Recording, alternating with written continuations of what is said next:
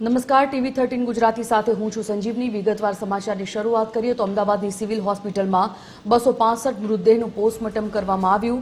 DNA માટે 319 sample FSL ખાતે મોકલવામાં આવ્યા છે।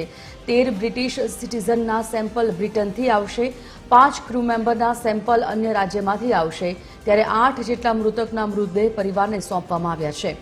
257 જેટલા મૃતદેહ માટે 220થી વધુ જેટલા બ્લડ સેમ્પલ લેવામાં આવ્યા છે, ત્યારે 13 બ્રિટિશ નાગરિકોના પરિવાર અમદાવાદ આવે ત્યારે તેમના સેમ્પલ લેવામાં આવશે। નામોની સાથે ઓળખ થઈ શકે તેમ મૃત્યુને ચાદરમાં વીંટીને સિરિયલ નંબર આપવામાં આવ્યા। મૃતદેહ સોંપવા માટે મોટી સંખ્યામાં એમ્બ્યુલન્સની પણ જરૂરિયાત ઊભી થશે, ત્યારે આ ઘટનાના બીજા દિવસે પણ અનેક છૂટા અંગો મળી આવ્યા છે।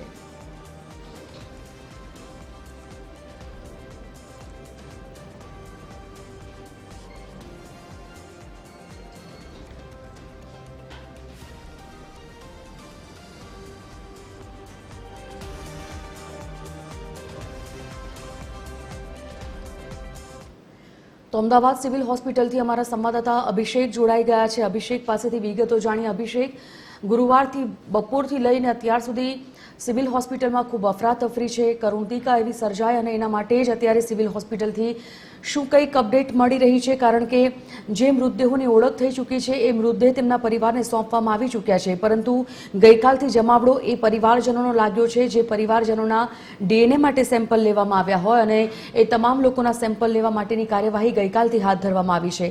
આજે શું માહોલ છે ત્યાં અને કેવા પ્રકારની વ્યવસ્થા કરવામાં આવી છે? બિલકુલ સંજીવની વાત કરીએ તો વિમાની દુર્ઘટનાનો આજે આ ત્રીજો દિવસ છે, ત્યારે કહી શકાય કે જે પ્રકારે એક મોટો આંકડો જે છે દુર્ઘટનામાં સંખ્યાબંધ લોકો જે છે તે ઇજાગ્રસ્ત થયા હતા અને મોટી સંખ્યામાં લોકોના મૃત્યુના સમાચાર જે છે તે પણ સામે આવ્યા હતા અને કહી શકાય કે ત્યાં આ ઘટના જ્યારે બની ત્યારબાદ તમામ જે મૃતદેહો જે છે, તમામ જે ઇજાગ્રસ્તો જે છે તેને સિવિલ હોસ્પિટલમાં લાવવા માટેની કામગીરી જે છે તે કરવામાં આવી હતી। તમામ લોકોને જે છે તે સિવિલ હોસ્પિટલ ખાતે લાવવામાં આવ્યા હતા અને ત્યારબાદ તે લોકોના પરિવારજનો જે છે તે લોકો સાથે વાત કરીને તમામ લોકોની ડીએનએ લેવાની જે કામગીરી જે છે તેની શરૂઆત કરી હતી। આપ મારી પાછળના સીધા દ્રશ્ય જોઈ શકો છો કે અત્યારે હાલ આ બીજે મેડિકલ ખાતે અત્યારે પોલીસનો ચાંપતો બંદોબસ્ત જે છે તે ગોઠવવામાં આવ્યો છે અને મીડિયા સહિતના તમામ લોકોની જે છે તે પૂછપરછ કરવામાં આવી રહી છે અને ત્યારબાદ અંદર જે છે તે પ્રવેશ આપવાની કામગીરી જે છે તે કરવામાં આવી રહી છે। સાથે વાત કરીએ તો ડોક્ટર સ્ટાફ, દર્દીઓના પરિવારજનો જે સેમ્પલ માટેની જે પ્રવેશની કામગીરી જે છે તે કરવામાં આવી રહી હતી, તેમાં આપણે જો વાત કરીએ તો અત્યાર સુધીમાં 250થી પણ વધારે લોકોના જે બ્લડ સેમ્પલ જે છે તે લેવાઈ ચૂક્યા છે અને મહત્વનું છે કે અત્યારે હાલ તમામ લોકોની જે છે તે એક પછી એક જે ઓળખ જે છે તે કરવામાં આવી રહી છે અને તેને લઈને પણ અત્યારે હાલ આખી કામગીરી જે છે તે કરવામાં આવી રહી છે। સાથે જો આપણે વાત કરીએ તો 138 જેટલા નેશનલ ફોરેન્સિક ક્લબ જે છે તે ગાંધીનગર ખાતે પણ મોકલવામાં આવ્યા હતા। ત્યારબાદ આ જે આખો બનાવ બન્યો જે છે તેમાં 13 જેટલા બ્રિટિશ સિટીઝનો જે છે તેમના પણ સેમ્પલ જે છે તે બ્રિટનથી અને 5 જેટલા જે ક્રૂ મેમ્બરો જે છે તેને પણ અન્ય રાજ્યોમાંથી જે છે તે લાવવાની જે કામગીરી જે છે તે કરવામાં આવી રહી છે। સાથે સૌથી મહત્વની બાબત એ કહી શકાય કે 8 જેટલા મૃતકો જે છે તેની ઓળખ કરવામાં આવી છે, તેના ડીએનએ સેમ્પલ જે છે તે પરિવારજનો સાથે મેચ કરવામાં આવે છે અને તે તમામની ઓળખ કર્યા બાદ તે મૃતદેહો જે છે તે તેમને ગઈકાલે સોંપવામાં આવ્યા હતા। ત્યારબાદની જો આપણે વાત કરીએ તો આમાં જે આખી ઘટના બની છે તેમાં 13 જેટલા બ્રિટિશ નાગરિકો જે છે તેમના પરિવારજનો જે છે તે પણ અત્યારે હાલ અમદાવાદ આવવાની કામગીરી જે છે તે કરવામાં આવી રહી છે અને તેની આવતાની સાથે તે લોકોના પણ ડીએનએ સેમ્પલ જે છે તે લેવામાં આવશે। સાથે મહત્વનું કહી શકાય કે નામોની ઓળખ સાથે તેમને જે પ્રકારની એક પછી એક જે ઓળખ થઈ રહી છે અને તેને લઈને આખી આ જે કામગીરી જે છે તે કરવામાં આવી રહી છે।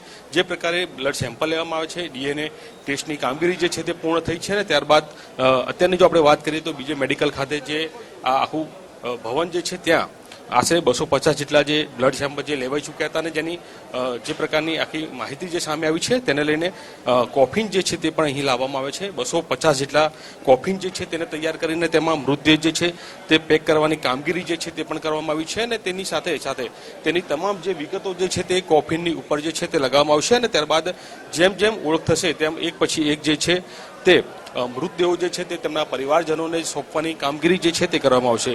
એટલે સૌથી મહત્વનું કહી શકાય સંજીવની, જે પ્રકારનું આખો ઘટનાક્રમ બન્યો છે, સૌથી દુઃખદ ઘટના જે છે તે અમદાવાદમાં બની હતી કે જે પ્રકારે આટલું મોટું એક વિમાની દુર્ઘટના કહી શકાય કે વિમાની દુર્ઘટના ઘટી હતી, જેમાં તમામ જે સવાર મુસાફરો હતા તેમાંથી એકનો જ આબાદ બચાવ થયો છે. તે સિવાય અન્ય જે છે તે તમામ જે લોકો જે સવાર હતા તે લોકોને બળીને ખાખ થઈ ગયા હતા તે પ્રકારની માહિતી જે છે તે સામે આવી હતી.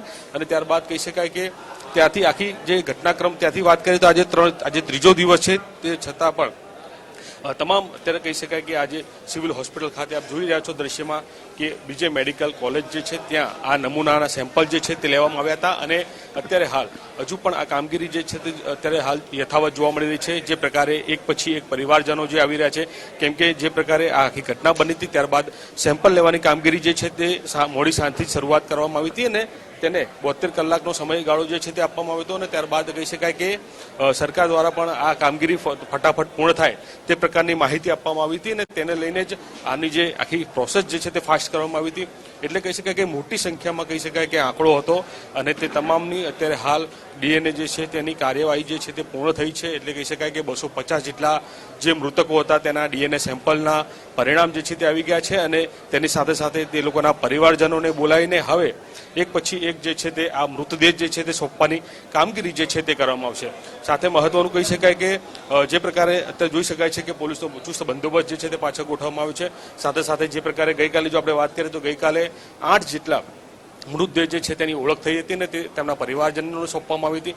અને ત્યારબાદ આજે જ્યારે ત્રીજો દિવસ છે ત્યારે 250 જેટલા કોફિન જે છે તે તૈયાર કરવામાં આવે છે, કેમ કે તે લોકોના જે ડીએનએ સેમ્પલ જેમ જેમ મેચ થશે તેમ તેમ તેમના પરિવારજનોને જે છે તે મૃતદેહ જે છે તે સોંપવાની કામગીરી જે છે તે પણ કરવામાં આવશે.